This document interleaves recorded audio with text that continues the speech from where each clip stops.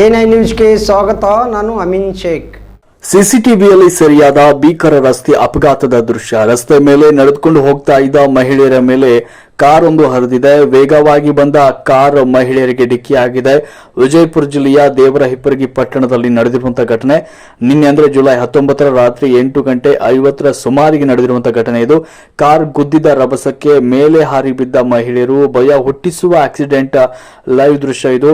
ಇಬ್ಬರು ಮಹಿಳೆಯರಿಗೆ ಗಂಭೀರ ಗಾಯ ಆಗಿದೆ. ಕಾರ್ ಡಿಕ್ಕಿ ಹೊಡೆದು ಪರಾರಿಯಾಗಿದ್ದಾನೆ ಚಾಲಕ. ಇಬ್ಬರು ಮಹಿಳೆಯರು ಆಸ್ಪತ್ರೆಗೆ ದಾಖಲಾಗಿದ್ದಾರೆ. ಆದರೆ ಅವರ ಕುರಿತು ಹೆಸರು ಮಾಹಿತಿ ತಿಳಿದು ಬಂದಿಲ್ಲ. ದೇವರಹಿಪ್ಪರಗಿ ಪೊಲೀಸ್ ಠಾಣಾ ವ್ಯಾಪ್ತಿಯಲ್ಲಿ ಘಟನೆ ಸಂಭವಿಸಿದೆ.